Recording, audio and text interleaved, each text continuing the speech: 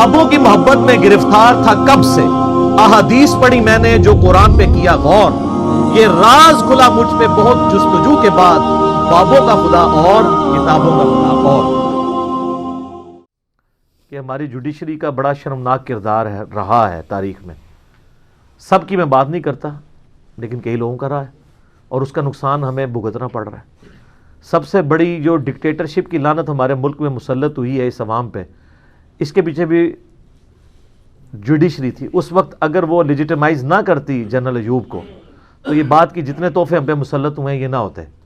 उस वक्त कानून जीत जाता, जो आज तक कानून जीत नहीं सका। और आज वकला जो बातें करते हैं अदलिया की, ये उस वक्त बातें शुरू हुई होती हैं तो मामला सीधे हो जाते। वकालत का पेशा फी नफ्स ही तो हराम नहीं है जी। मैं समझता हूँ कि 3 पेशे ऐसे हैं जो अगर सही तरीके से किए जाए ना तो इबादत है। एक डॉक्टरी का पेशा, दूसरा टीचिंग का, और तीसरा वकालत का। बाकी जो फौज का पेशा है उसके बारे में तो किसी को शक भी नहीं ना, कि अगर वो अल्लाह की रज़ा की खातिर कर रहे हैं तो वो तो आला तरीन दर्जा है कि एक शख्स अपनी जान लेके अल्लाह के हुजूर पेश हो जाता है बॉर्डर के ऊपर। और जंगों के सिवा भी आपको तो पता नहीं है कि हमारे कई फौजी जो हैं वो जहर, सांप के जहर की वजह से भी शहीद हो जाते हैं बर वक्त अगर वैक्सीन ना मिले। ये वो शोहदा होते हैं जिनकी खबरें टीवी में नहीं लगती, क्योंकि ये दुश्मनों से लड़ाई के दौरान नहीं मरते। इस तरह की आम लाशें भी आम हालत में आती रहती हैं, शोहदा हैं।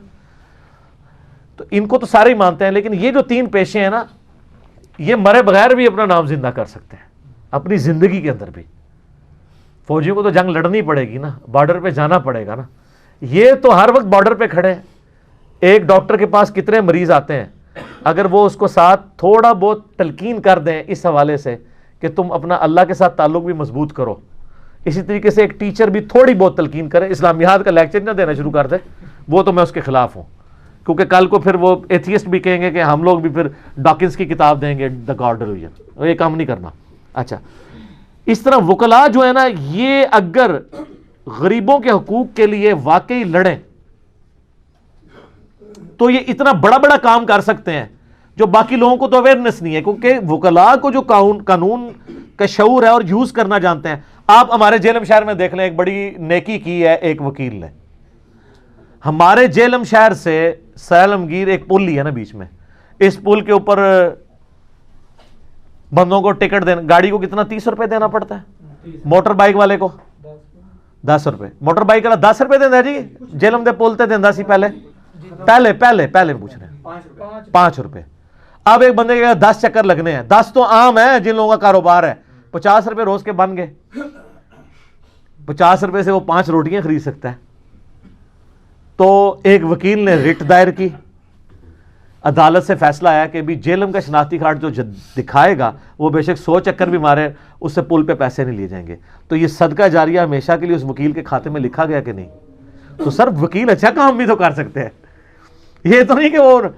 लेकिन ये याद रखिएगा, अगर किसी वकील के पास कोई ऐसा क्लाइंट आता है जो वाकई मुजरिम है, अगर आप उसका मुकदमा लेंगे और आप फिर उसका मुकदमा लड़ेंगे तो सर वो मुकदमा लड़ना भी हराम, उसकी कमाई भी हराम।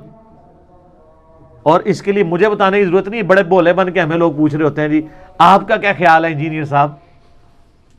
सर आपका क्या ख्याल है?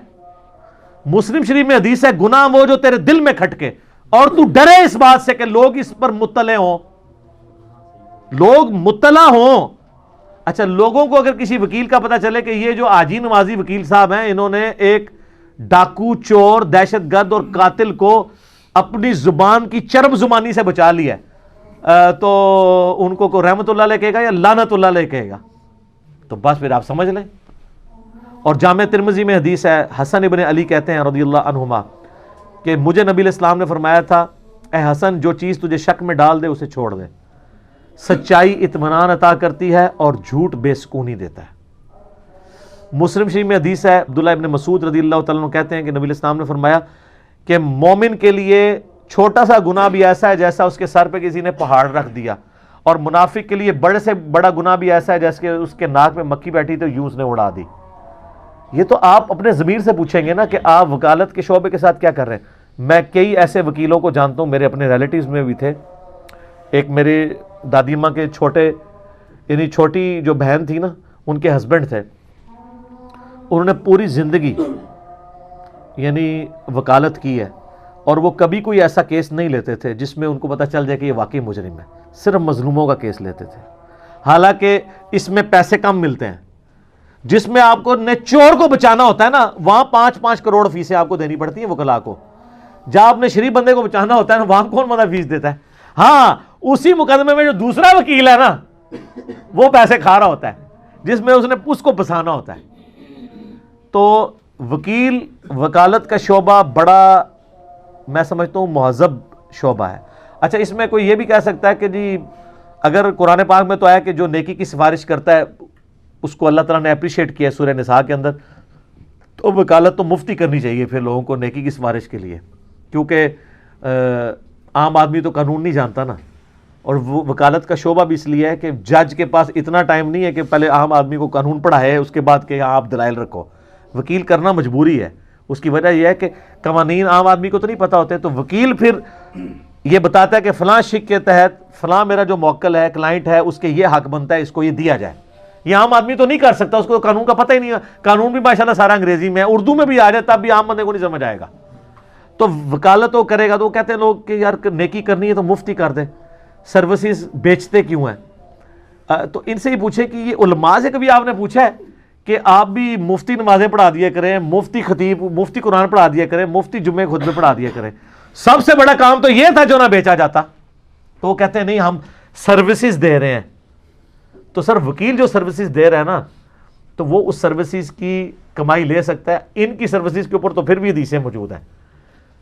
سورہ نسائی میں حدیث ہے، مسلم کی شرط پہ امام حاکم نے اس حدیث کو صحیح کہا، امام زابی نے موافقت کی ہے کہ کسی ایسے شخص کو مؤذن نہ رکھو جو اذان کی اجرت لے.